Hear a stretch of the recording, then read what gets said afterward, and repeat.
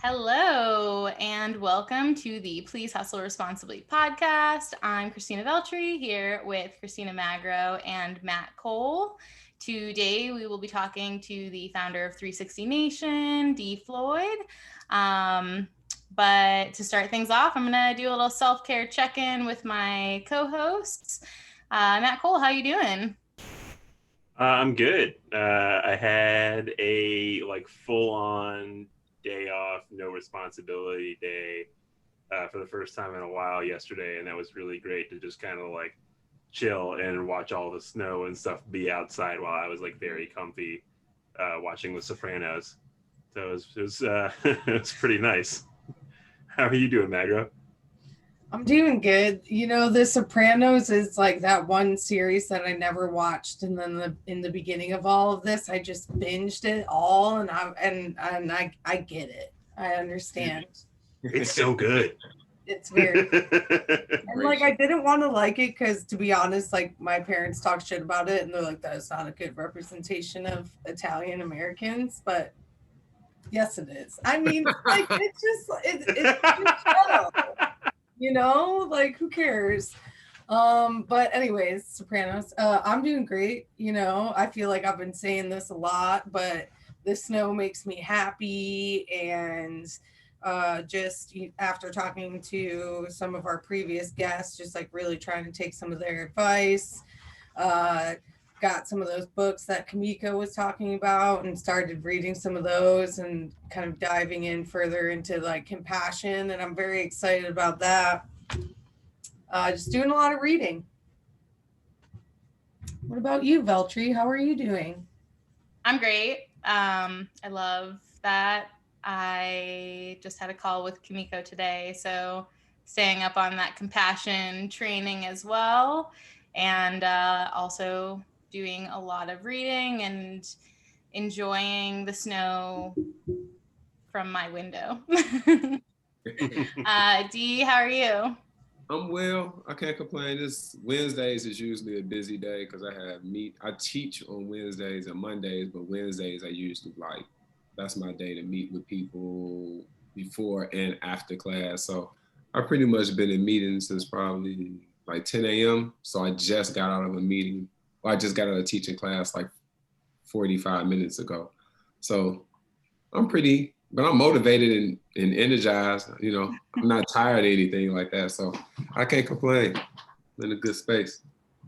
Awesome. I'm glad you brought energy because we have so much to talk to you about, and we're so excited to have you. And I've been resting all day for this.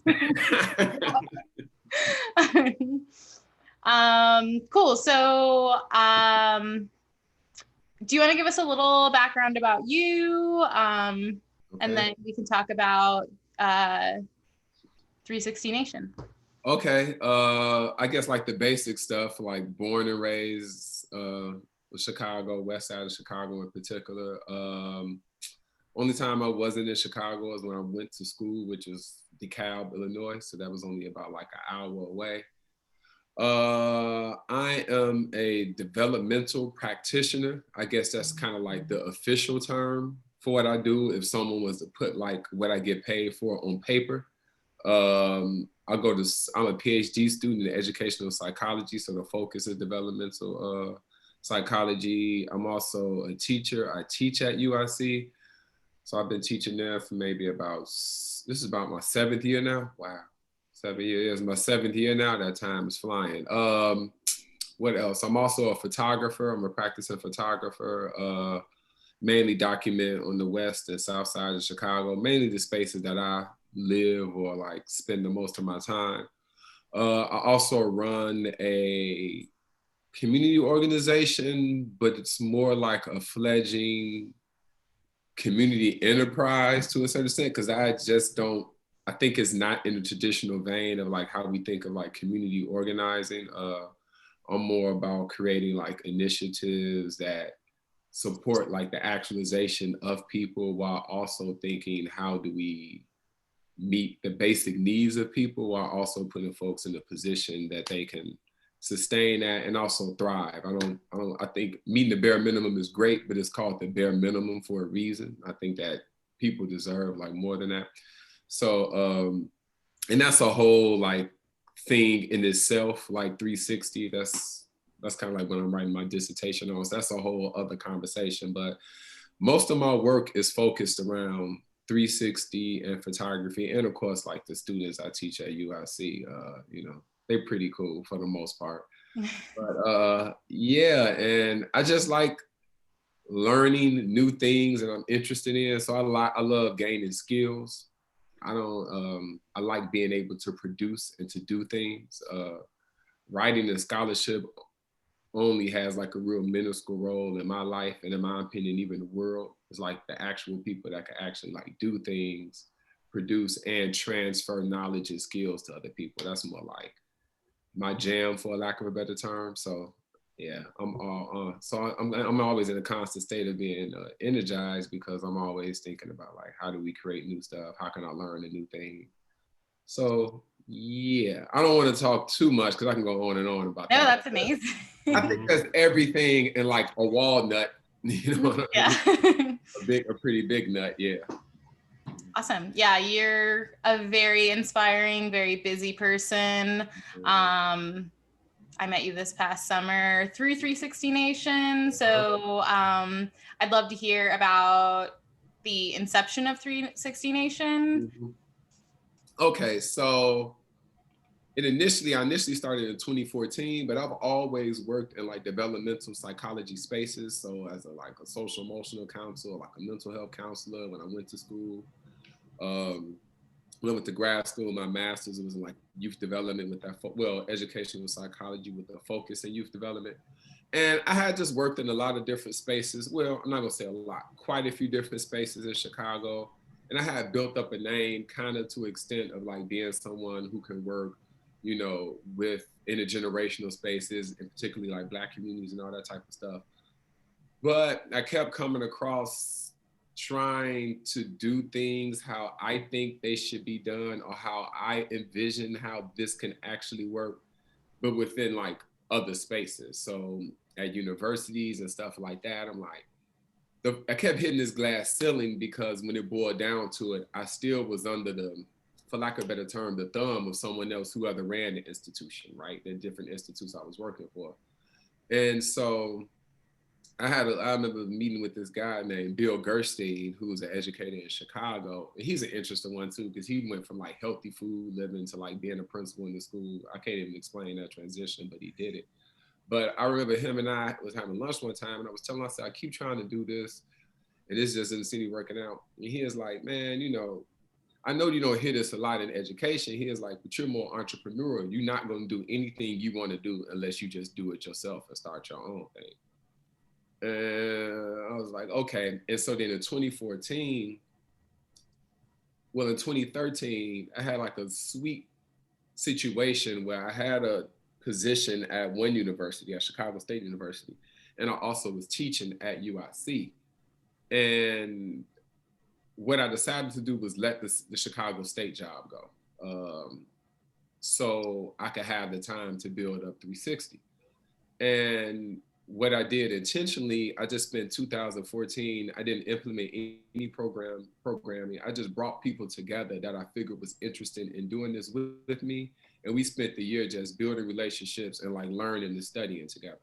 And the reason is because I had studied a lot. I had been in non-for-profits for like maybe 8 years at that point, 7 years. So I learned a lot in regards to like the politics, the funding, and the philanthropy, and like what does foundations and philanthropy, and what role do they actually play in the liberation of people, but in particularly Black people, and then even more particular Black young people, right?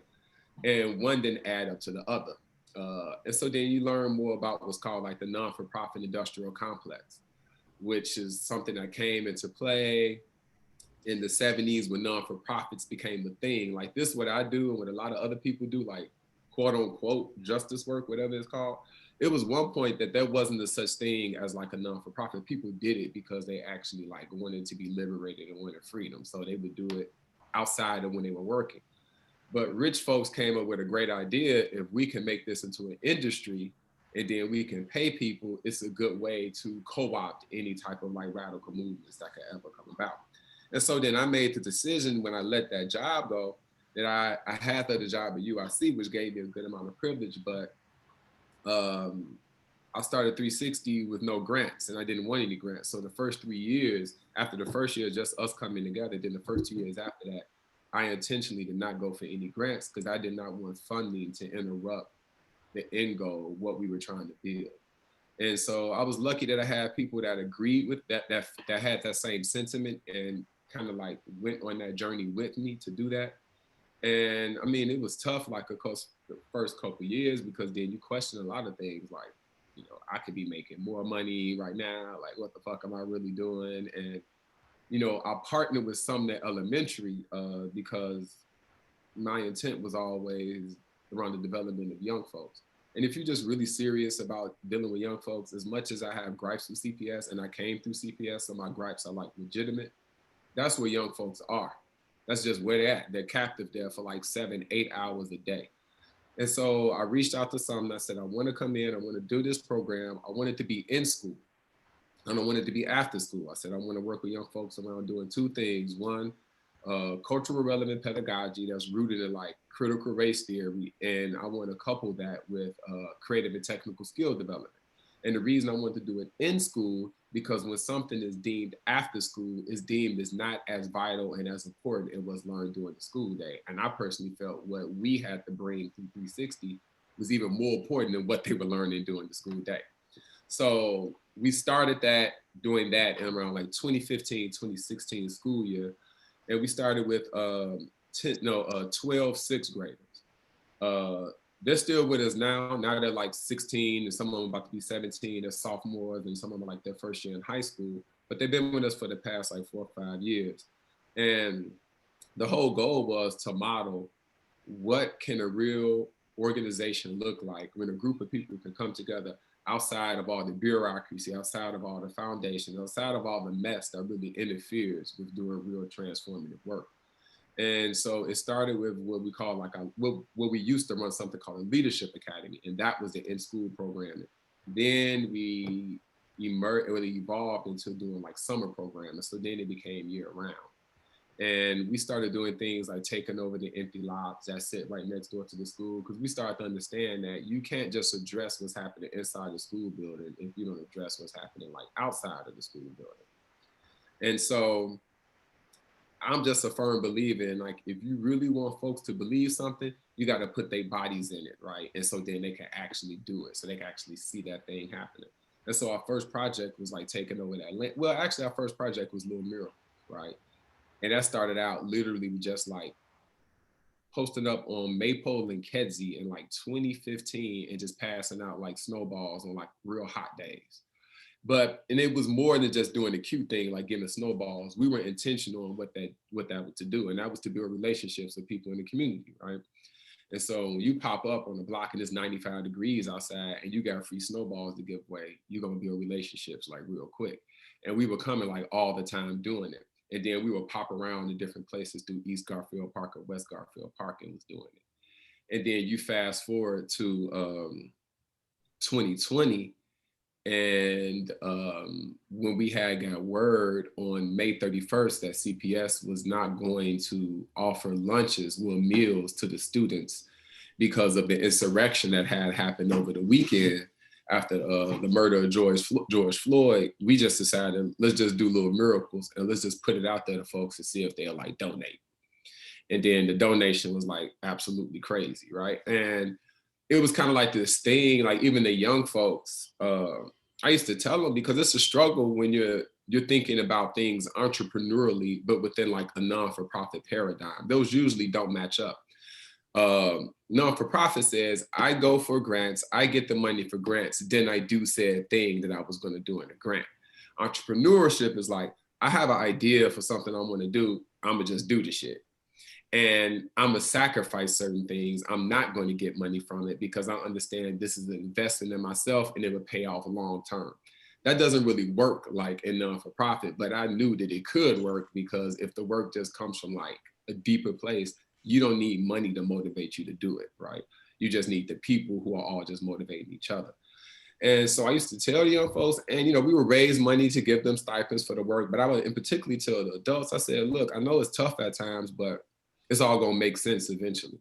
I said, we're on the cuff of some shit. And whenever this thing does happen, we're already going to be in a position to like roll. Well, other places, they're not going to be in that position because they haven't thought preventative, they haven't thought long-term, they haven't thought past them.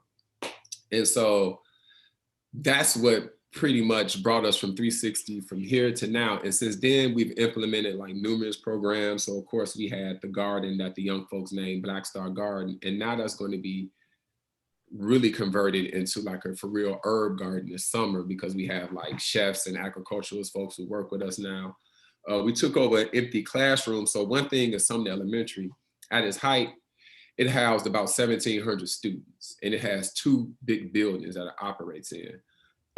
Due to a Black exodus in Chicago, which has really contributed to like the city finding ways to like make it really inhabitable for Black folks to live in the city. So it's more like a push out. Black communities have dwindled in populations, and that has a huge impact on schools. And so the school now, it went from close to 1,700, now it's about a little under 300 students in the building. And so that leaves a whole lot of empty space, just a whole lot of empty space. And so the way I think, I'm like, if we have a bunch of community voids and we have a whole bunch of empty space, to me, you just plug in the people, right? And so when I developed 360, you know, the mission statement that I taught the young folks was to use relationship building, gifts and talents to promote self-determination in the Black community. So nothing about money, just us, right? That's all we really need. And so I just started taking over empty space to feel like immaterial and material voids. So whether you want to call them material, spiritual voids, however you want to call it. So with Black Star, before that, we did that, it was an unkept piece of land for like 9 years, and the grass and the weeds were like taller than me. And it was all type of fucking litter and debris that was in there. So just cleaning up that space and turning it into a garden, what that does for the community, like spiritually, you know, internally, it's a good feeling like, okay, our community is being beautified. But then the other piece was that we also live in a food desert. So we could find ways just to grow tomatoes, just to grow cucumbers, just to grow zucchini, just to grow herbs and basil and stuff like that. That is a step in the right direction towards addressing like the food desert. And then from that, I kind of just started going a tiny bit like crazy. So then I took over classrooms, like empty classrooms, and turned those into a hydroponic lab so we could grow food inside, because Chicago has very short winters. We turned another room and converted it into like a cultural space, right? So what is this space?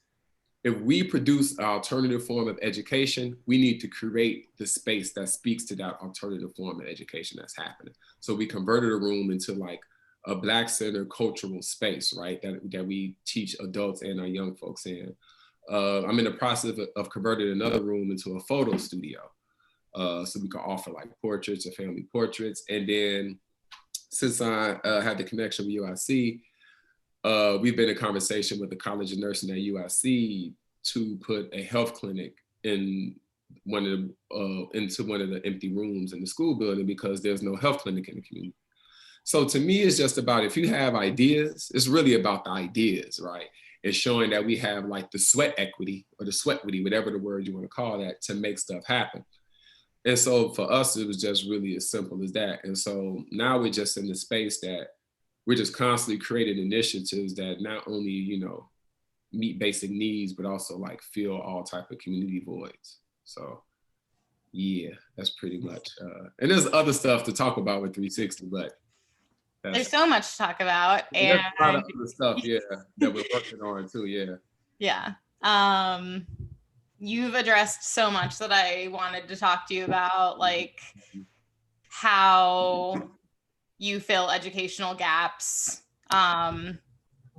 which I think is like so important and amazing. I mean, I'm not from Chicago, but I am a product of public school. And growing up, I've learned that I haven't learned a lot. Yeah, we really don't learn too much.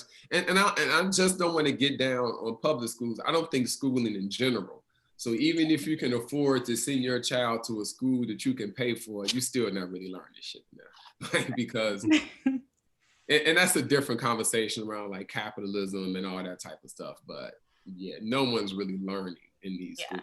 Yeah.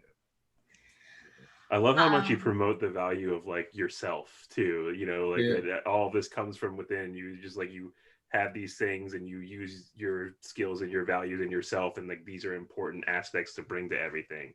Yeah, because I mean, because schools don't teach you that, or like society doesn't teach you. Society doesn't teach you that. Society doesn't teach you like, you know, you have everything you need like within you, right? Like, you know that, right? And then you can pull that together with other people who think that there's really nothing you all can do. You know that, right? But society is not bent on us thinking like that, because we have to be dependent on like all these other things. When in actuality, we really don't need anything but ourselves. Really, and education is the root at really instilling that inside of people's hearts and minds. Really. Yeah. And I think that, sorry, like we see so often that success comes from whatever it is, but usually it's backed by somebody else. And I think what you're doing is so inspiring because, like you said, you use your sweat equity to really get to where you're going. And then the mission is never lost because you don't have somebody else determining what you should be doing because it's your mission. And everybody that's involved feels a sense of like a real sense of ownership because they did it. Like serious ownership.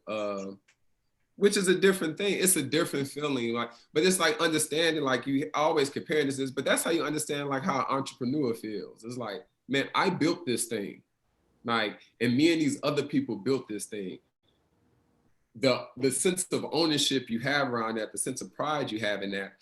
And I think one thing that's really one thing we really focus on is education, like teaching, right? And we're really huge on history, right? Because traditional school systems do not teach history, they teach his story, which are totally two different things, right? And with the young folks and the adults, right? Because I think sometimes we think that like adults are fully evolved, and no, that's just not the case either, because our education system doesn't produce that type of human being. But when you study history and ancestors and people who came before us, then it's more validation that you can do shit. Because like, if I tell you like, you know, we can do this thing, and then people are like, yeah, we can. No, we can't. How you figure that? You pull up history and like, well, history has shown people who actually did do this shit, and they did it with less shit than we have right now. And it's like, oh, okay. And so then it gives a stronger strength and a stronger motivation. So even in 360, because the whole point was to like create more than an org, but like this lifestyle and values and principles that people can really internalize. So like, you know, hope, creativity, reflection, resilience, the prophets of 360, like Harriet Tubman, Marcus Garvey, Ella Baker, Malcolm X, right? Our young folks study these people. And so most organizations, they're bent around a justice issue. So it's kind of like, you know, whether it's like against police, or whether it's like, you know, against like food insecurities, or against like the health industry, we came to understand like all of these things impact people, and especially Black folks and like low income communities, like all of these things. So if we were to compartmentalize like the disparities and the struggles, we really wouldn't be addressing like the whole human being. And so a big thing with them like understanding history and learning about these prophets is, to a certain extent, a lot of our energy comes like from them people. Like, believe it or not, like when you study like someone like Ella Baker and like the sacrifices she made, the tireless work she did, in some way, shape, or form, you take on their energy, you take on their thoughts. Like when you read the thoughts of someone, you're actually taking in like their energy to a certain extent. That's the beauty of writing and like sharing your thoughts. And so therefore, a lot of the strength and the motivation, we're not ahistorical people. So we understand like the reason that we're here right now, because our ancestors represented a certain thing. And so therefore we pull strength from them as well, just like someone in the future is going to pull strength from us, right? And so that was the whole point, that it's always this continuous thing. And when you have that, you really don't need any of these other things that try to control your vision or your mission, any of that. Can you speak to the 4 rights and daily practices that 360 adheres to? Yeah, so those are things that we kind of developed over the past year, because so it was the right to, and it was really simple to easy. It was like the right to congregate, the right to educate, the right to real estate, the right to demonstrate, right? It's easy to remember and it's rhyme, but they're like basic. So like the definition of radical, people say radical really means fundamental, like really just stripped down without all the bells and whistles, just strictly fundamental. And so for us, the right to congregate, the right to be able to convene and to convene with other people in public space when you want to is like a basic right. And to be able to do it outside of some reaction to something outside of us. So usually what happens, something happens to a community member, or like for instance, like, you know, George Floyd is not an isolated thing, but situations like that happen. And then folks come together to whatever it is, whether it's to protest, whether it's to talk, whether it's to dialogue, and that's all well and good. But the deeper thing about that is that what does it mean to congregate on your own fruition without a reaction to what someone has done? To congregate just for the sake of saying we love each other and we want to be around each other. That's actually more of a threat than anything, because as long as I'm acting in reaction to something the oppressor does, the oppression always have control over my actions and even my thoughts. But if I'm thinking and moving outside of like the reaction to them, then that's more of a liberated thing, because you do not have control over that. And so the way architecture has even been shaped and formed and constructed over the last few years, it's made so we don't congregate how we used to. You don't have like open town hall spaces like that no more, and just open market spaces where people come. That's done for a reason, right? And COVID has exacerbated it, because now people are literally in the home, right? And so our whole thing was congregating is a fundamental right. Education is a fundamental right. I pay taxes. My parents paid taxes, and my parents thought how I thought. My parents, but they, you know, and that's why we, each generation evolves, of course. But I'm thinking, like, if I have a child and I'm paying taxes, meaning my taxes pay the Chicago public school system, and if I feel that my child is not getting what they need to be their full actualized selves, then I should not pay for that shit. And then I should take it upon myself and others like me to bring forth the education I do feel is needed. I have two options. I have three options. I can keep trying to get a power structure or influence a power structure to give me what I need. Or I can completely do nothing and be neutral. Or I could do the opposite and say, you know what? I'm going to work to try to produce the very thing that we do want to see. And so one of the most revolutionary things I thought we did was going into a Chicago public school and unapologetically teaching students what we knew for a fact that they weren't getting, and that Chicago public school didn't have the capabilities of doing in the first place, right? So that right to educate is a fundamental thing, and education is different than schooling, right? Because schooling is a perpetuation of route memorization in order to perpetuate like the status quo. Whereas in education, derives from the word educator, which means to pull out what is already within. Totally different way of approaching like transferring information to someone, right? And so that's how we view education. That was the whole point. The right to real estate. And when we talk about real estate, we don't necessarily focus on like housing, like necessarily, like people think of a house. We think about just space in general. So whether it's a house, whether it's empty land, whether it's an unused school building, whether it's an unused church. To me, when I see empty space, I see an opportunity. And so it's just us thinking around just like space, who we are in space, how we operate around space, how do we acquire space, and then how do we transform space. So that's the right to real estate piece. And then demonstrate. And the piece with demonstrate, I think when most people think of demonstration, what does it mean to demonstrate? Most people think of protesting, like we're about to go demonstrate, this thing happened, we're about to go demonstrate. But it's funny, that's why I like getting dictionary definitions, right? because sometimes you be like, but that's not really what demonstrate means in its most radical, fundamental sense. It means to model something that you would like to see being done. And so if you're thinking about liberation, absolute freedom, marching down the street, believe it or not, and I'm not against it, I'm not against that form because that needs to happen at times, but that doesn't actually model what a free person looks like or how a free person operates, right? And so then it's like, what does it mean to demonstrate that said thing? And believe it or not, it really came a lot from like Chicago gang culture, believe it or not, because Chicago gang culture back in the day, they would say this thing like, what's your demonstration? How do you demonstrate? And you would have to talk about these list of things that you do and beliefs that you live by, because that's my actual demonstration of this actual philosophy and idea. And so therefore our whole thing was, let's model what this thing looks like. So for us, Black Star Garden is a demonstration.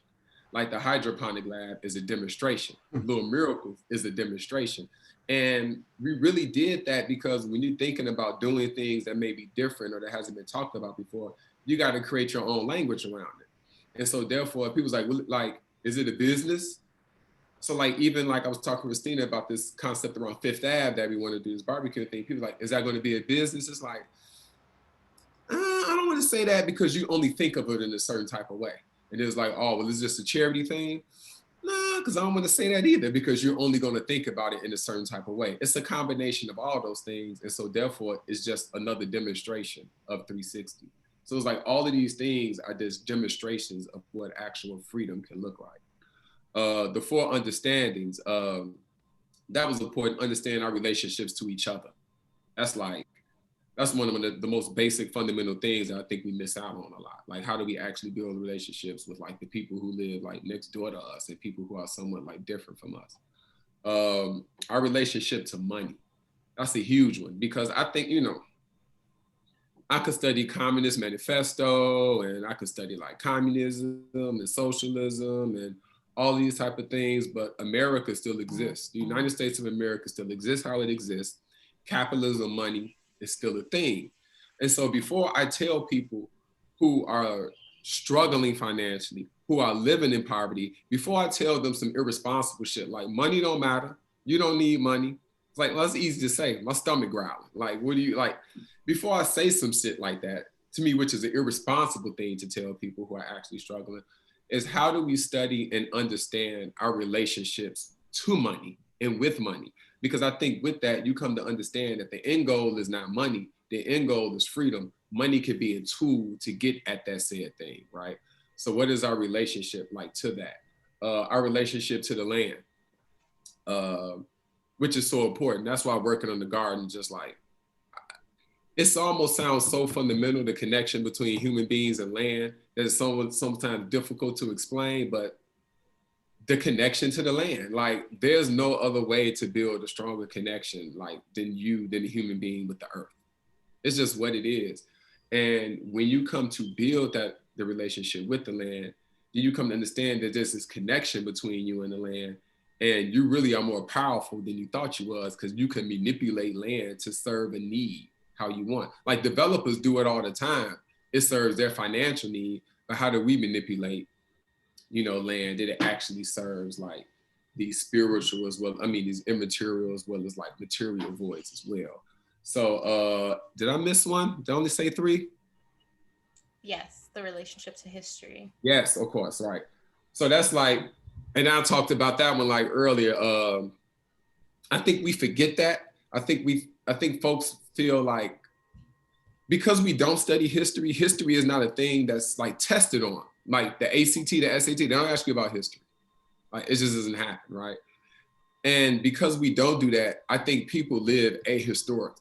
Like people do shit and then they fail at that thing and then they don't understand why they fail. And the first thing I always ask, like, did you read any history on the people who tried that too? You know you're not the first one to try that. You can't think you're that smart that you're the first person to come up with this idea, right? So did you study the people who did it before you and how they failed or how they succeeded? Oh no, okay. So that's why you failed. And so like building that connection to history is understanding that. I had a friend that says this thing is called transtemporal. And he was like, we're not in the past and we're not in the future. We're all of these things. Like time is like this constant moving thing that's not compartmentalized from the other.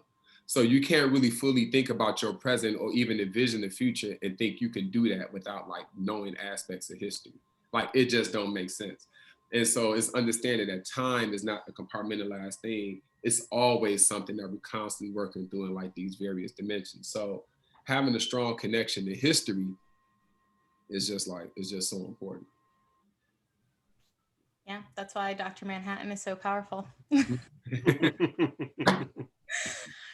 I have a real question. Well, I have another hilarious question and a real question. Does the number 4 have like a significant meaning? Yep. Okay. you caught that one. Okay. That was a good one. So like, even when our young folks, when we meet, we always run through these things. Like, so whenever we check in, it's always the mission. It's always like how I'm feeling today. And then the mission. So that's like tattooed in like all our heads, right? Then we always go through the prophets, but then always like, okay, what's the magic number? 4 is the magic number. And the reason, and it's basically like really fundamental things, right? So each prophet represents 90 degrees. 90 times 4 is what? 360. Each value represents 90 degrees. You know what I'm saying? Each right represent 90 degrees. Each connection represent 90 degrees, right? So 90 times 4, 90 degrees, it brings you to 360 degrees. But then if you ever look up the number 4, it means grounded, stability, being committed, being focused. It's all of these things, these principles that you would want to have for someone who's committed like to community, right? And so the number 4, it represents that. It's just a number of like I say, groundness, stability, completeness, and 4 corners of everything, 4 corners of the world, 4 corners of the universe, 4 corners of your heart. Even if you want to go on like this, the Wu-Tang, right? That was their first album was called 36 Chambers. Why was it called 36 Chambers? It was 4 chambers of the heart, and it was 9 of them, right? And so that's how 36 Chambers came about. But I always loved the number 4 because of what it meant. And so then when I started laying out all of these things with 360, everything was always the multiples of 4. 1, it makes it easier to remember. And then 2, it just makes for good science. Like the science of 360. It just makes for like what's called righteous mathematics. You know what I mean? It's just like, yeah, 4, it represents all of these things. So yeah, that's a good question. I thought I saw a pattern. I was like, yeah. I'm starting to notice something. My other question is, do you think that there's a reason why we ignore history, like as a culture, why we try, not necessarily why we ignore it, but why we just kind of don't prioritize it as much as other. Yeah, because the truth is in the history. Like, so I think about, this is really, really fundamental, but it's just, no, well, that's a bad example. It's so many, I could literally write a whole dissertation on like why we do not study history the way we do, but because the truth is in it. Like, no matter what you want to say, the history is the history. And when you have the power to hide the history, you control everything. And so it's always like, what is it like? The story of the hunter and the lion, but the story is always told by the hunter or whatever. That's bogus. That's like one side. That's not history. That is his story, right? But when you get into actual history, there's a different thing. So like CPS doesn't teach history. So for instance, in 360, we teach history. We go in depth with history. We have deeper dialogues around history. And young folks will say, you know, the only thing we ever learned in history about Black people is slavery and Martin Luther King, right? So can you imagine if your whole life, if that's all you ever hear about yourself, then what do you think of yourself? It's just really as straightforward as that.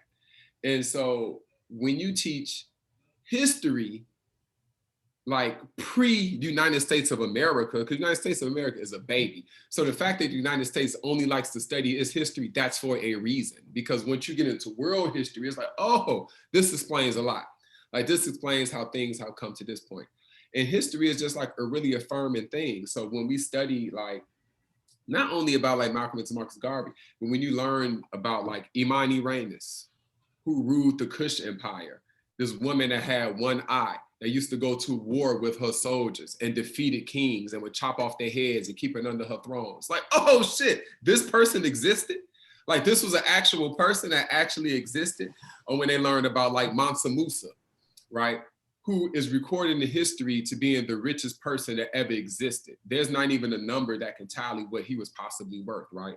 And so then when you study the history of this dude, and like how when he would travel from town to town, he would cause like inflation and the whole cost of like everything to rise because he would just like give money away, or just like, well, not money, but like gold and all type of goods and all this type of shit away. When you just study like ancient history, when you study like Ethiopia, when you study Ghana, when you study Rome, when you study Greece, you know, when you study ancient mythology, it's like, oh shit, it's like you just become more of an informed person on the human experience, right? And you also become a more complicated person. And there's some pain there because there's some things of history that's just not good, right? But I'm not about avoiding pain as a mechanism. No, like we got to work through the pain. That's a whole part of being human, right? We get nowhere by avoiding like the hard truths. And I feel like history is filled with a whole bunch of hard truths, and it grants you clarity, and it helps with intuition, like big time. Because when you study history and then you live according to that, you can predict things. You predict things like, no, this is what's going to happen. Like, especially on the societal level. You're like, oh, this is what's going to happen. How do you know? Because history showed that this is what happens when these things happen. And if you study history, you would know that too. And therefore, we wouldn't be repeating shit. And so I think that's like I think history is like the most fundamental aspect of like human development. Because I think the more you can control the history and can control narratives, that's where the actual power lies. Absolutely. Did we talk about the values, the created? No. Okay. Well, can we talk about the core values? Yeah. And so it was coming up with those values, I wanted to be intentional with that, and even the order that they were in, right? So like hope is the first thing. Without hope, it's pretty much nothing. Like it doesn't even matter. You can't create unless you hope for something, right? And so hope, creativity, reflection, that history piece, which is so valuable. But that creativity piece, the hope piece, that's, pretty self-explanatory. You need to hope for something in order to wish for something, in order to achieve this other thing. The creativity piece is big for us because that lies at like one of the fundamental roots of like the human existence is the ability to fantasize and imagine, and the agency to actually create said thing that you fantasized and imagined about. It actually what brings you closer to the source of your power, of what it really means to be human. The human experience, the world, the universe, however you want to look about it, it's all bent around creativity. It's about pushing things forward, imagining, and making us expand like the possibilities. So creativity, reflection, the history piece, it lends so much to creativity and the process of like, I thought about a thing, I create the thing, now I reflect on the thing, now I do the thing again. And that should always be the process of life anyway. It's like, I did it, I reflect on it, let me do it again and do it again. So that reflection piece is just, is so key.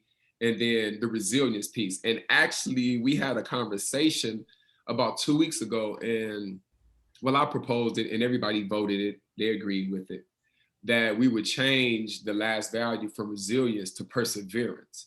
And the reason is because resilience is more about what the external has done to you.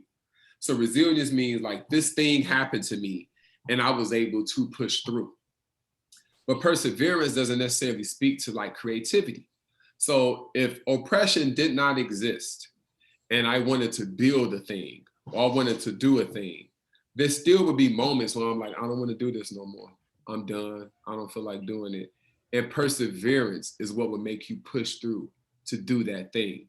And so it embodies resilience, but it also speaks beyond resilience, right? So it's just like the ability to always persevere and to push through to achieve a collective goal that we know actually benefits the overall collective.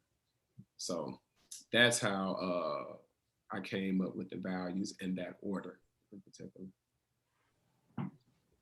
I love that.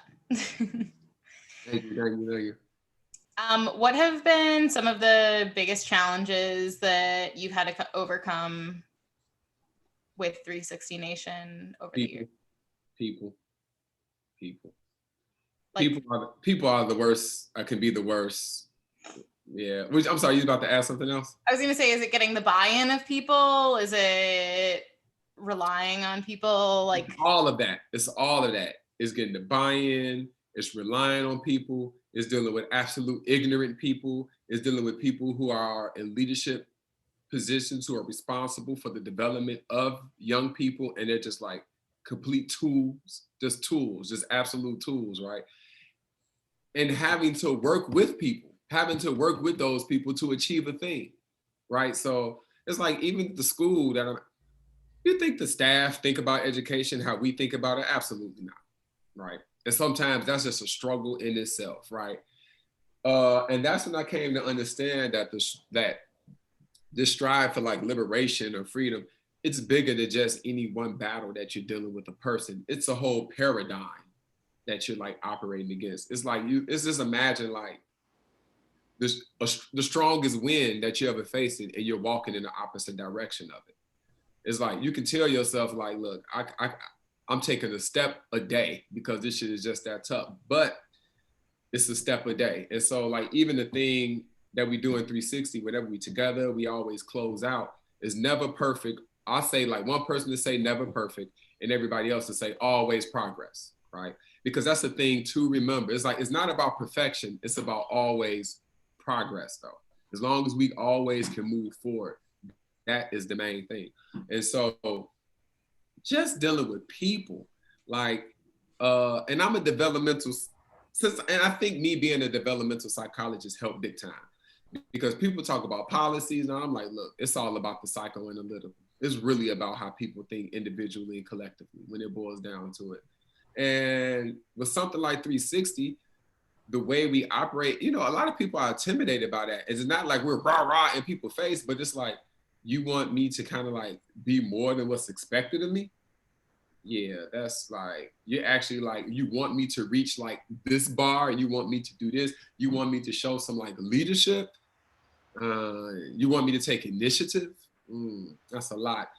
Or just how we think about just education. It's just like, or just like all of this shit that I've just been talking to y'all about today. It's like, for a lot of people, it's like, whatever. Or just even, you know, capitalism is a beast. You know, it's like, I could have became a CPS principal. I could have easily did that. I could have easily went that route.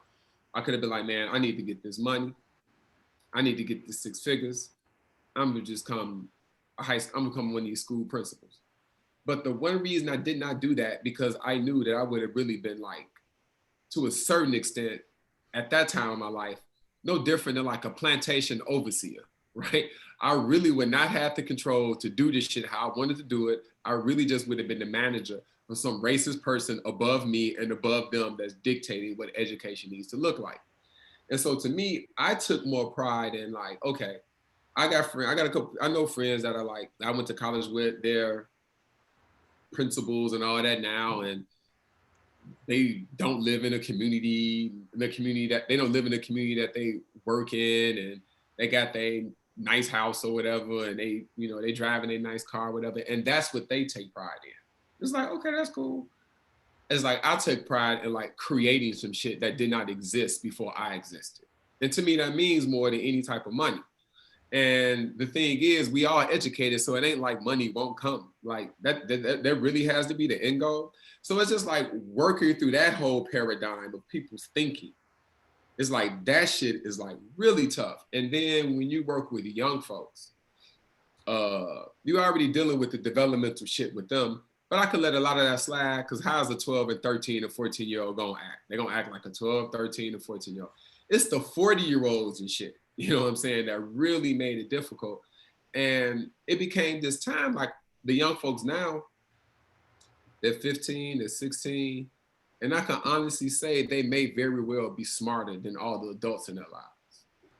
And it's just like, it's just what it is, right? Because they were able to get involved in a thing that chose to put a different thing in them than anything else was. And that's difficult. Like, adultism is a real thing, like how we treat young people. And when you're talking about young folks of color and Black young folks, it's compiled on top of that. And so just having to deal with that, having to deal with folks that just wanted to like use 360 as like this show maker thing. Like, look, we're working with these folks in the hood. Don't we feel better about ourselves, right? So always fighting against that. Always fighting against people who are trying to throw money at us. Like, I walked away from like good deals of money before, right? Like, you know, I might have been stubborn. You know, I've sat in on meetings with foundations and early on, and they would say, well, how much do you need?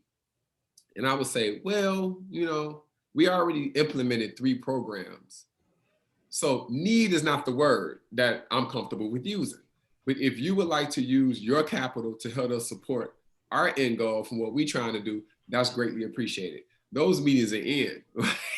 Like in the next few minutes, you gotta, and the thing was, it was just because I don't even know if people intentionally was against what I was saying. It was just this whole other thing. And traditionally, that's not how foundations and organizations work. Organizations need foundations. Now here come this dude, you know, like, no, we don't need you. If anything, we're gonna make you look better by partnering with us. It's like, what the fuck? And so, you know, dealing with that. And so at times you get discouraged. You know, at times I was discouraged, like maybe I just need to stop this, you know, maybe. And even having people with me that was working with me, and even they would get discouraged, right? So then at times it was just like literally me like alone, you know, to a certain extent, because to a certain extent, I am still alone with it, because if some shit happened with 360 right now, it's gonna fall on me. It's not gonna fall on like the other folks, right? So it's just always thinking about that. It's always thinking about the next big picture.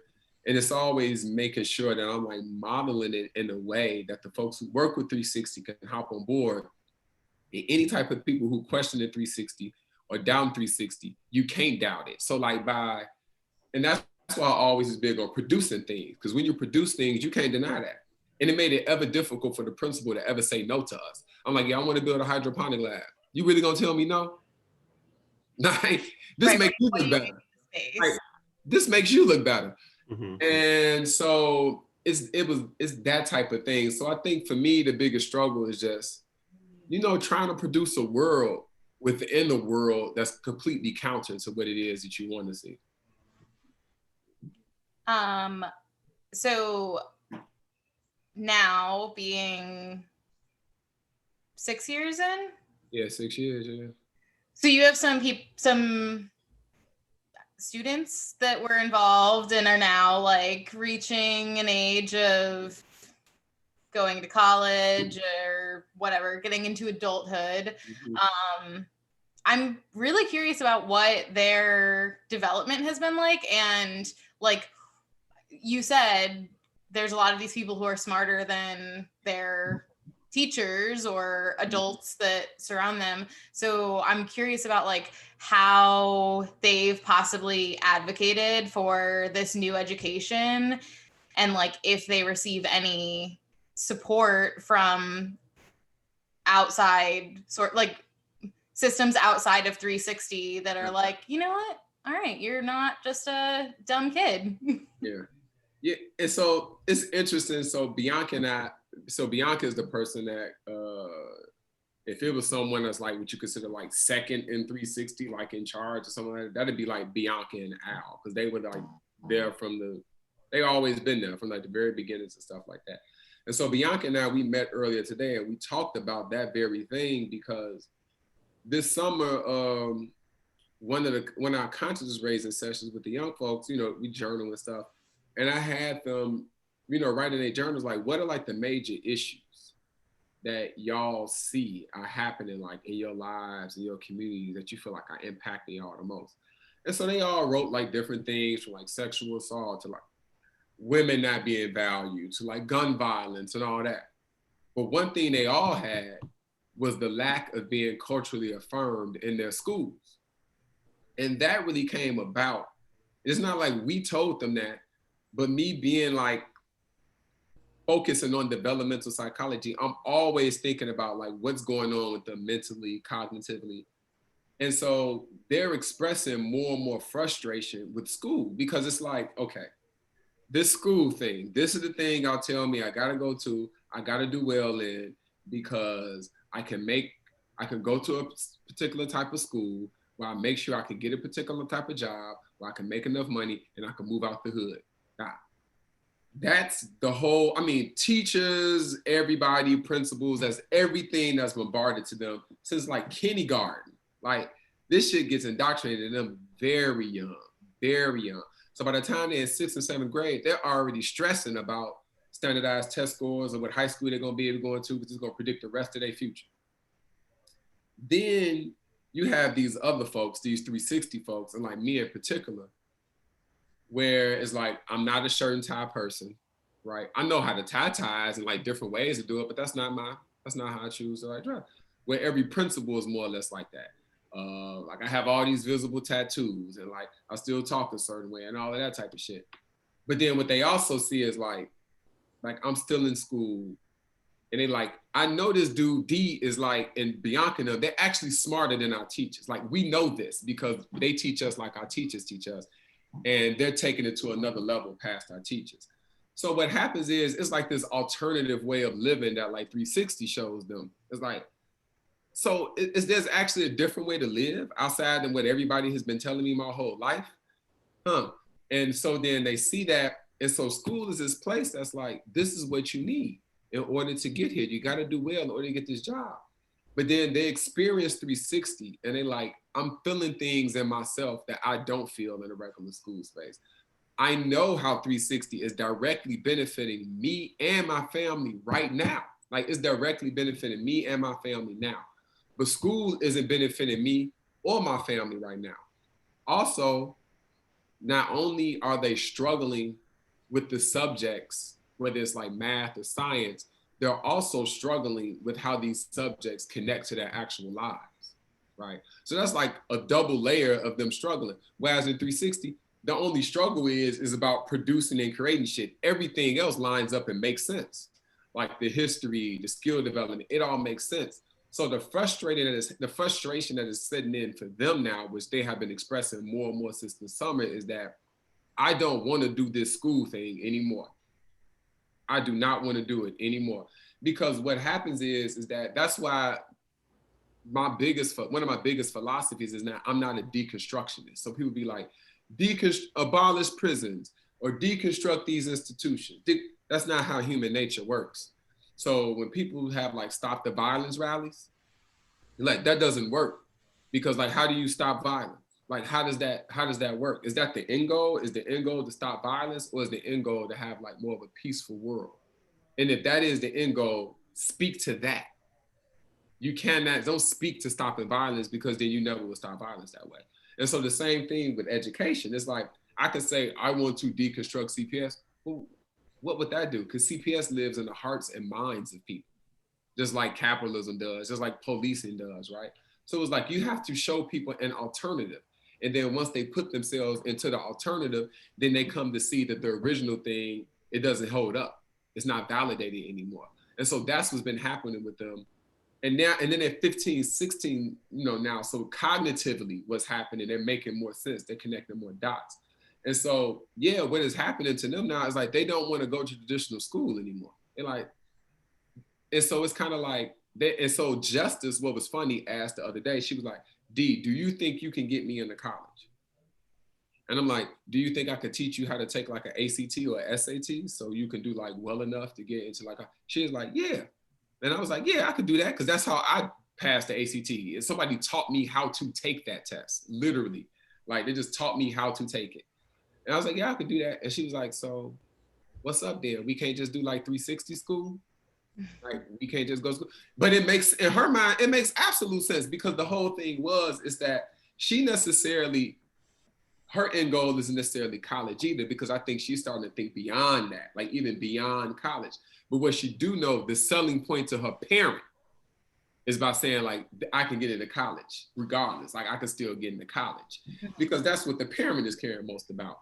And so I'm just more interested at the space that they're at right now, that they're frustrated with this. And so then this summer, they talked about what would it mean for them to create some type of campaign that got at really bringing up the conversation, or bringing to light the conversation around how like schools really contribute to the detriment of young people. And since I like study this, like I can lay this out clear as day, like on this board, like this is school, this is everything it's about, this is everything that a young person needs to be fully actualized, and this is how the school system actually does the opposite of getting young folks to that place, right? It's like 2 + 2 is 4. It's really that simple, how schools actually serve more to the detriment of people and families and communities than anything. And so that's where they're at right now. And we've been able to pull in like some teachers at Sumner, because you show and prove. They see this thing happening and it can't be denied. So then I'm able to work with some teachers around like, how do we create a curriculum that's more culturally appropriate? You know, how do we create the pedagogy that more speaks to their lived experiences and things like that? But it's still a struggle and it's still a battle. But that's why young folks they're actually at this place now that they're like, I see the other possibility. And I'm disillusioned by what everything y'all said was supposed to be, because I got proof of this other thing now. And so I think it's more of a frustration for them, because now they're seeing more and more how like the school thing is just like, this is some bullshit. And then now they have to do it virtually. It's really like, you know what? This is really some bull. Like my time is really being wasted right now. But it's frustrating, because then as a young person, how do you tell your parent like, I mean, I thought that like, but I think the beauty is by creating this alternative, it's a way of showing people like, look, here's an alternative. Here's an alternative to like how we can do this education thing. So yeah, I know I said a lot with that answer, but no, that's yeah. I mean, yeah. Sorry, go ahead, Matt. I was like, especially the ending is so amazing. Like telling people that there are opportunities outside of this one thing that has been ascribed to us for so long, like basic education, high school, college, graduate school, job, whatever. And it's like, there's a whole fucking world out there of things that you can do, that you can learn from, that you can grow with, and you don't have to just do this fucking thing. Seriously, and I think that's amazing. It's absolutely ridiculous, because it's like, it's the most like enslavement thing. I mean, I ain't gonna say the most, but it's so enslaving. It's like, I can only do, it's like, because that's all about capitalism. Mm-hmm. Like, because when we talk about self-actualizing, it doesn't fit into a capitalistic agenda, because I think about it at the PhD. So a lot of people, they was like, you know, I can't wait till I can get done with school. That's what it's all about. So I can get done with school, get this PhD, then I could become a professor. And then, you know, then that's the end goal. I'll really be free to do this, And I'm just feel like an oddball in there, because I'm like, man, that's not how I feel. No, that's not how I feel about it. And it was like, what are you saying? I'm like, to me, like real freedom is I get this PhD, then I would go and come like a musical engineer or some shit. Like, and then when I'm done being a musical engineer, it's like, I want to go like put greenhouses all around Chicago. And then after I do that, I think I want to study architecture, because I got thoughts of like building like tiny homes. Like, to me, that's how life's supposed to, but that doesn't fit like a capitalistic agenda, because it's like that's not necessarily about making money. That's about like building currency and capital in a whole different type of way. It's about building a certain legacy. And so what I want for young folks is like, when they come out of high school, like I had the opportunity to go to college. Nobody else in my family, my mother did 2 years of college, and that's the most that anybody else in my family had ever done in college. So when I had the opportunity to go to college, it was like, oh, yeah, I'm going to college. But now that I rewind, what I would love for the young folks when they're coming out of high school is that they have options. So they're like, you know what? I'm going to do this college thing because I want to do this college thing.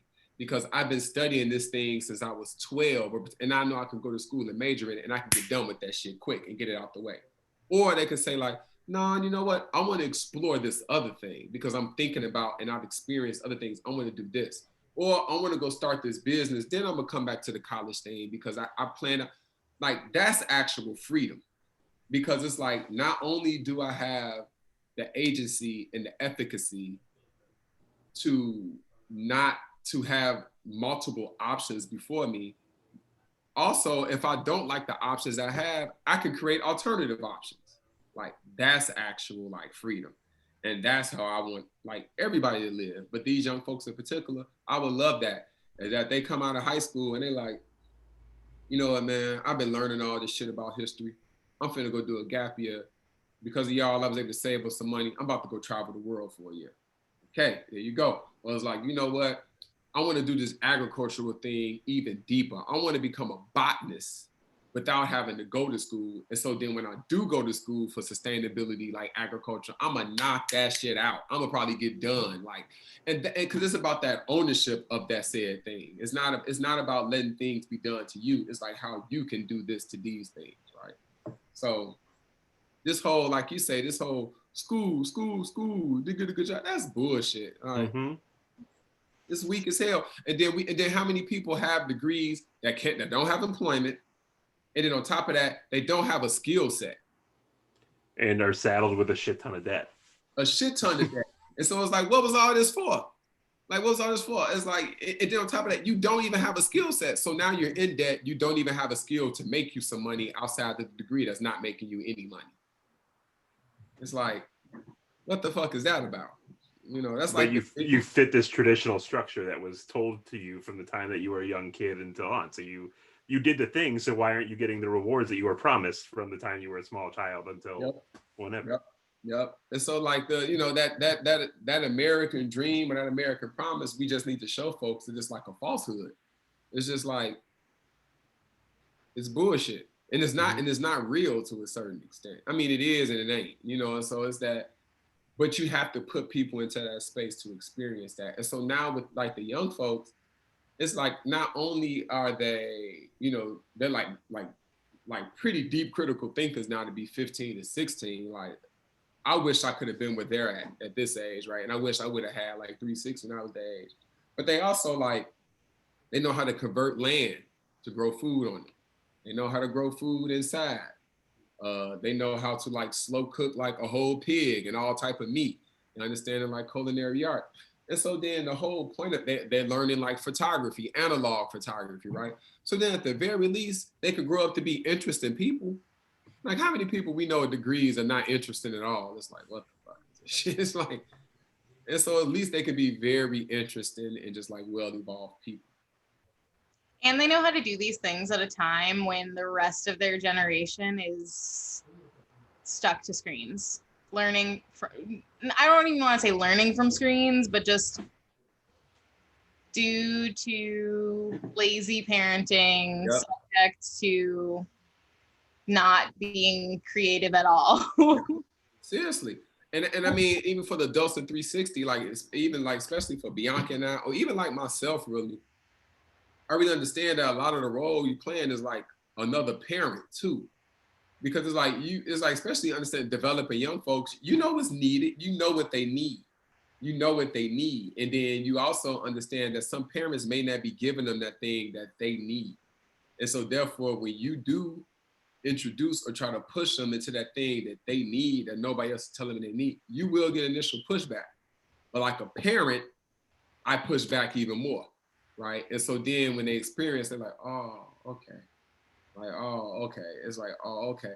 And then you build that relationship over the course of years, and then you do become like another parent.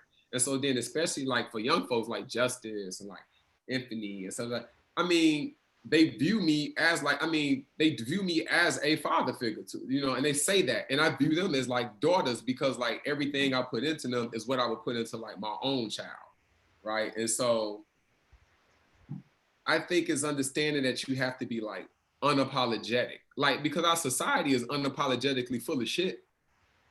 And so it's like, it's unapologetic with all this bullshit. And so it's like, if you know you got the righteous thing, you got to be just as unapologetic, not or even more unapologetic, right? And they have to see that. And so, yeah.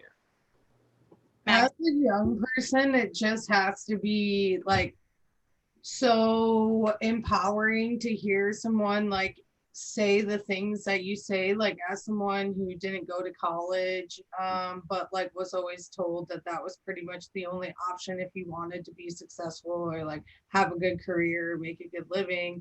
I can like only imagine like if I had someone like you around in my youth to tell me that like no, this is all bullshit. This is all like a facade that's built on lies. And like, you don't need to do these things to be successful. All you need is to like invest in yourself a little bit more. Yeah. And it's just so inspiring. And that's why I haven't said shit this entire time, because I'm just like, I don't know what to say, you know? Just thinking the exact same thing as a 2-time college dropout. Like, I wish somebody said this stuff to me then, rather than me being like, if I would have thought about the options when I was there, if I had the knowledge I had now, I would have been in a way better position. But instead, I just didn't have any guidance. And I was like, this is what I have to do. This is what they say I have to do. Well, any adult who talks to a kid with like they're a person rather than a child who doesn't know anything, right, giving them so many like tools and abilities to make decisions for themselves instead of just being like, well, here's my cookie cutter and here's what I'm doing and here's where I'm going from. And it's like, no, you're a fucking person. Like, what do you want from the world? Here are your tools. Make choices. Do things. Exactly. Because that's why, you know, like that. And I think it has a lot to do with my focus around like youth development, that we're probably the only adults who don't treat them like they're children. And like kids, it's just like, because you know how many 40-year-olds that are children? Like, you know what I mean? Like, I'm around 40-year-olds all the day who are children, like for real children. And so when I'm around like 15-year-olds, there's no reason I have to treat them like a child. I talk to them direct, like I'm talking to y'all right now. And it's refreshing because they're like, damn, you always be real with us and shit. The fuck else am I gonna do? I'm not gonna lie to you. I don't do that. And I think the piece around being able to tell them that there's more outside this college thing, and coming from someone who's doing the traditional route as well. And I think that's what like validates me more to say that. So I think because I am getting my PhD, it beholdens me more to say this is bullshit. Because it's like, oh, you really do know this, but yes, this is bullshit. And it's like, and I do well in this bullshit. And I think that's that other piece, right? Is that like, because we talk about that, like we ask how school going, how their grades going and shit like that. And we talk. And then when I was taking classes, they was like, well, how your class, like, what's your grades going, dear? I'm like, I get all A's. And they was like, what? I'm like, yeah, I graduated. I said, I got my master's with honors. I was like, I'm getting my shit with honors in the PhD now. I said, but it's all bullshit. And so I think that's a good thing, because that's part of what reality is about. It's about like, I know the thing could be bullshit, but I can understand like the role it plays. And because it's bullshit, I can knock through it. And by knocking through it, it beholdens me more to be like, it's bullshit. I'm telling you, it's bullshit. And then even with other PhD students, like in my cohort or shit like that, you know, folks would be doing all these all-nighters and all of this type of shit. Oh, I didn't sleep. And they're only full-time students, right? Now, me, I'm a full-time student. I teach and I run an organization. I've never done an all-nighter in my life, right? Because it's like, are you all thinking smart? Y'all clearly are not thinking smart, but school doesn't teach you to think smart. It teaches you to do all the bullshit, right? It doesn't teach you like to think smart, like to think like, okay, what really deserves my time? What really doesn't deserve my time? And so I think by me doing the traditional school thing, it's kind of almost like that old saying, I'm going through it, so hopefully you don't have to. So it's like, I'm doing this shit, so hopefully the generations coming after me, it's like, man, you know, we ain't got to do it. Like, you know, these other folks, they kind of showed us the way. They, you know, they did the bullshit to a certain extent to show us the way, so now we don't have to do the bullshit. And I think we don't have like, I used to say that we don't have real conversations with young people, but I think that's really like a deductive way. I think the problem is our reality that we understand to be real isn't real. And so therefore we only understand how to communicate within like a false paradigm. I think that's like the real issue. Because like when I'm talking to young folks and they're stressing so much about academics, I'm like, look, I'm not gonna tell you to sit here and get all D's and F's. That's not what I'm telling you. But I am going to tell you that this is all a game.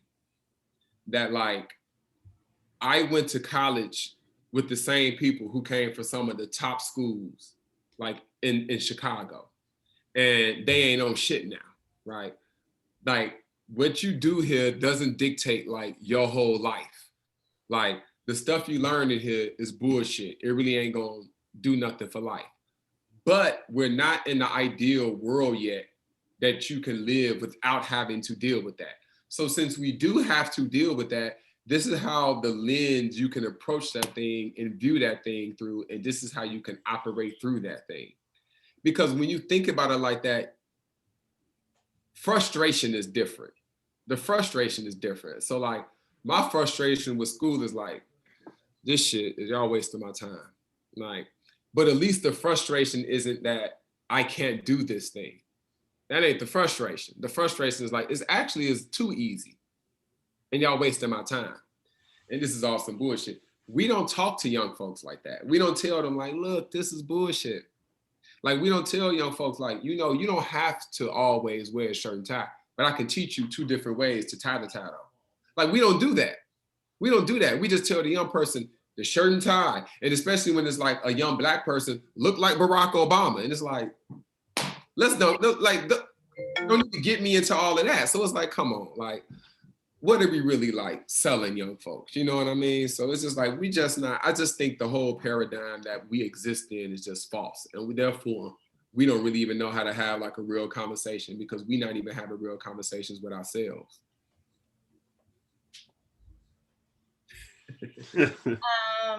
I love this. This is great.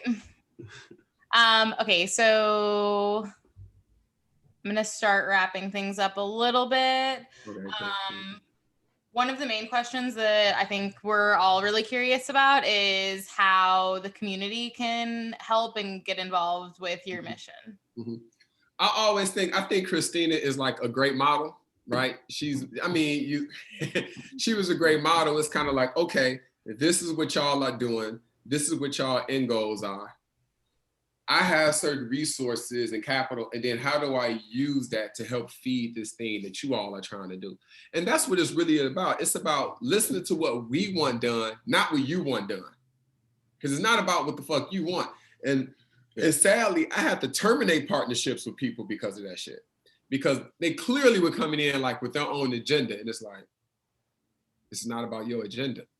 Like I've been in spaces where it's like, what is it that you all want to do? And then they would tell me, and then I would use my expertise to help them meet their end goal.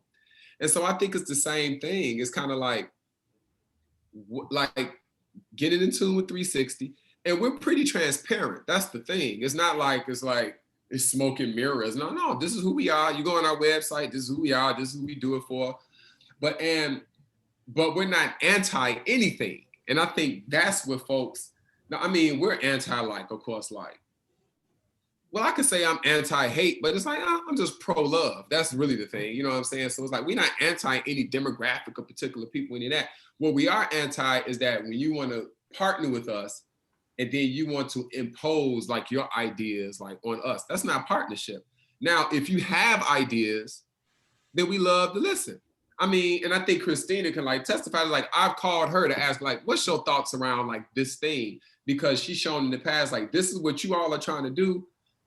I have an idea. You think y'all may want to do this? Or you think like that can work? That's how it's supposed to be. So in my mind, it's just kind of like, we are pretty transparent. And now we're even adding stuff to the site. So you can clearly see like what we're focusing on. Like our 4 main focus points are space, education, food, and health, right? And we have various initiatives under that.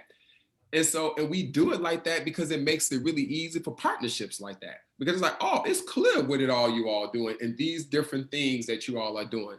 I like that thing. How can I help with that thing? And that's what's happened. So like our health piece, there's people that I went to college with who are like nurse practitioners and shit now. And so they reached out and they were like, I want to help with 360. Like, how can I help? I'm like, well, you know what? We're trying to increase our health footprint in the community so people can, oh, perfect. Okay. I'm like, these are the ideas we think of. Oh, okay. And then that's where they can plug in. And so it's like, we're thinking about like agriculture. And so I think what makes 360 interesting is that it's a way for people to plug in, and there's this reciprocal thing. By them plugging in, they can help empower and grow 360. But also we're like an outlet. By them plugging into us, they also can get empowered as well because they can implement ideas and watch them like come to fruition. And you don't have to be ready-made. to like work with things. And so like an example is that for most orgs that focus around like justice stuff, you already have to be thinking a certain type of way to even operate with those organizations because they focus around a particular thing. But since we're so focused on like creating initiatives and imposing them into the world, you could come with just whatever skill talent you have. We can work with you to build up your critical analysis. And so like I would give Devin, who's like the chef that works with us right now, he's a perfect example. He's a young guy that came around during the summer when we started doing Little Miracles really heavy in the summer. He's like, man, I'm a chef and I know how to grow food inside and outside. And so he started doing little shit. Like he was coming to Little Miracles on this bike with packs of like gourmet mac and cheese that he was already making. And so then he was doing these things. So we looking like, okay, this guy got some skills. This guy has an actual skill set he wants to implement and to plug into this. And so then when he was like, man, you know, I love to come to the garden. Okay. He's like, man, you know, I grow food inside. I would love to work in a hydroponic lab. Perfect, Dad. And then what happens is he just started plugging himself in because he had something to offer. Now, what he looks for from us is like, I want to learn more about who I am. I want to learn more about the critical consciousness stuff. I want to get more of the history. Okay, that's what we got. So it's like this real reciprocal thing. So it's like there's this constant synergy of like just being empowered. And so even for the folks who don't have quote unquote skill sets, like folks who work with 360 now that came around this summer with volunteering, they do have skill sets. It's like soft skills. Some of them are just people. They just know how to talk to people. That works with something like Little Miracle. They're really exuberant, have like extrovert personalities. That works. And so what they want from us then is like the teaching aspect, the thinking aspect. So it works. So for us, it's just like, and then in what we teach, it doesn't just apply to Black people. Like, this is human development that we talk about, right? Like everything that I talked about in this, you don't have to be Black to get this and to practice this shit. Like, are you kidding me? It's like, this is basic like human development stuff to me. And so it's a way like people see these are the things you do. Okay, this is how I can plug in. This is how I can reach out. And we have partners like the Period Project, right? They do their basic thing. They like, look, we coming by, we dropping out 500 tampons every month. Perfect. If y'all ever want us to come out and do some stuff around like sexual health with young folks and any of that, let us know. And it was like, okay, cool. Actually, we could connect you with Imani. Imani is a young person who's been involved in 360 since she was 17. She used to be involved in Illinois Caucus of Adolescent Health. She trained young folks in sexual, healthy relationships and sex. How about we link you with Imani and let's make some stuff up? And that's what happens, right? So it's like, and I wanted it to be that way, that it was like, it create these different prongs and these different things that kind of have like a life on their own that 360 kind of like gives birth to a certain extent. And by doing it like that, I think it makes it really easy to have any type of community partner. Sorry, somebody's walking in my door right now. Awesome. And I love that too, because what I've noticed is that like when people are contributing with something that they're passionate about, they're way more likely to continue to show up. Yeah, big time. And then my final question is, what's the future of 360 looking like? Constant growth. So I think the tangible things is we're starting up our barbecue initiative this spring. I talked to Christina about it. And it was mainly because I started a barbecue catering business when I was an undergrad, because this elder that lived in DeKalb taught me how to like slow cook like meat, like beef briskets and like a whole pig and all that type of stuff. And I thought it was a cool tool. And there wasn't a barbecue restaurant in DeKalb.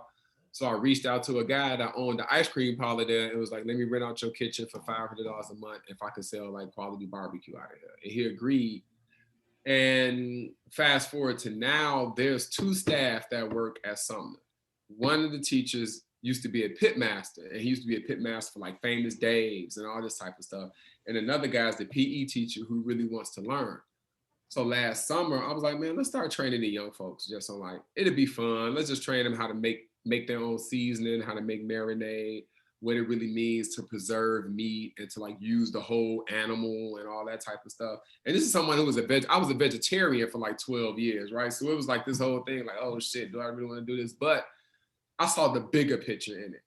And the young folks loved it. And so what happened is two of the parents, especially Quita in particular, she was like, Mello barbecue, like for my sister, for my, for his sister, my daughter's, birthday. We had like a family thing.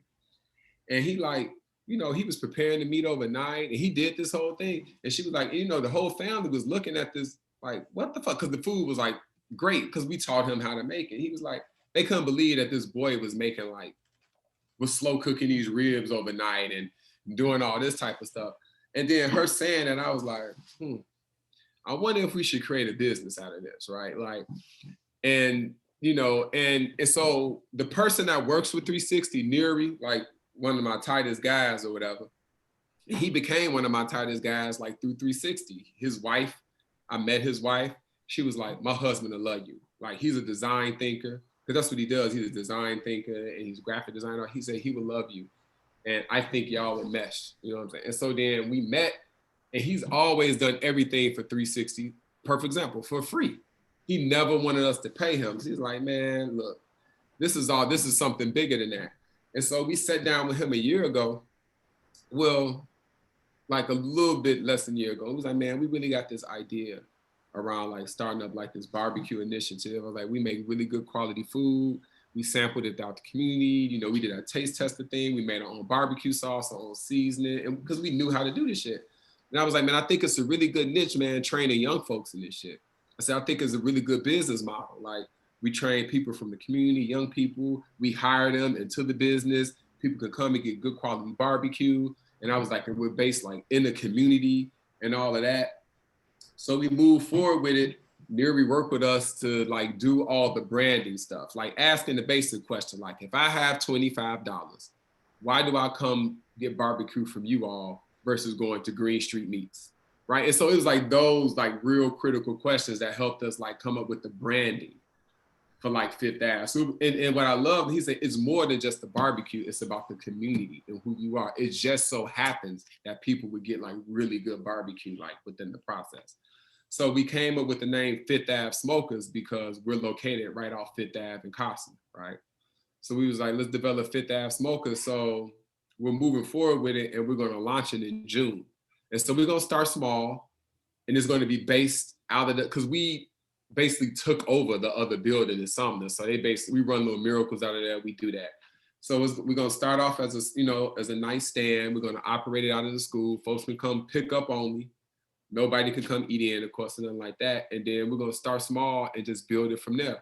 And since we make our own mesquite seasoning and we use the herbs to go into the mesquite seasoning, we're growing the herbs for the mesquite seasoning like in the hydroponic lab and across the street. So I think that's another good touch because everything is like, will be like local, right? And so then we have a connection through local foods, through Little Miracles, that's also connected to local farms. So we can get like good quality local, meat that's coming from farms, that's like cage free, that's grown ethically and all of that type of stuff while growing our own herbs. So Little Miracles is going to keep growing.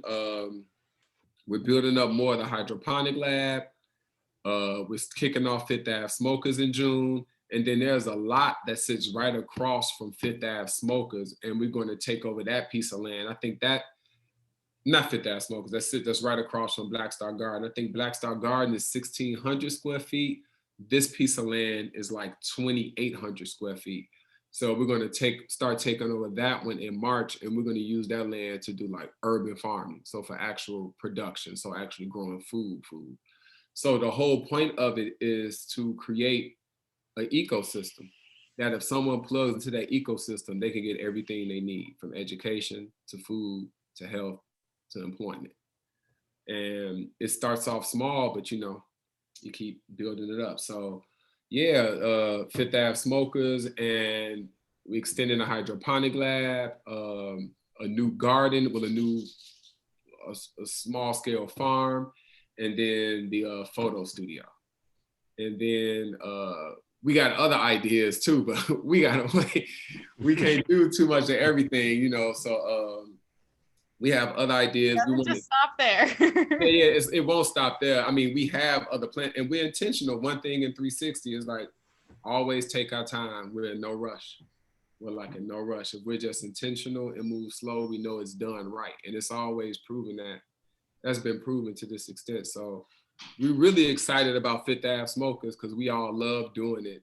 It's a good way to build more community, and it's real good barbecue, you know. And it's a way for, it's just a different type of barbecue vibe than anywhere else in the city. And I think that's what else we'd be more like ecstatic about. So we're buying some more smokers, and the goal is to just keep building that thing up and building everything else up. I can't wait to eat and get involved. Yeah. Because it'd be dope, you know, to come get some barbecue, and then you could sit across at a garden and like walk away and pick some sage and some rosemary if you want to, and have a nice drink and peace. Because we have, like, you met Natalie, who worked with us, who's a mixologist. So, you know, she wants to create like original 360 drinks, you know, which is like, you know, and so I think that'd be dope. And that's always our thing, like cultural production, just how do we put different things out there. So yeah, you know, the future is promising for the most part. Mm-hmm. Awesome. Well, do you all have any other questions? No, I mean, I just want to say that like I think that's fucking amazing. Like I'm super stoked on all that. Like that's fucking awesome. Especially because like you're not just like stomping into the community, you're taking what the community has and building around that with them, and providing so much for all these kids to like learn and grow through and with and have a part of, and Absolutely. Like be a part of something, which is just fucking amazing. Thanks, man. Really, thanks. Yeah. Oh, Matt.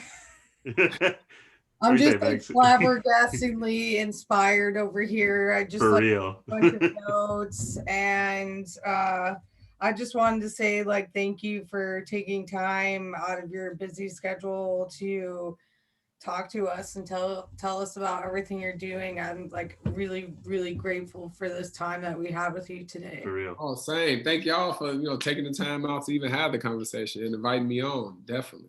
Absolutely. And we will tag your 360's website in the comment section so that, you know, folks can check y'all out. And if anybody has any questions, we'll direct those to you. Please do. Please do. And then I'll see y'all soon in some way, shape, or form. Yeah, you know that you'll hear from me soon. So Already know. Great. So thank you. And as always, please hustle responsibly. Yeah, I like that. I love that.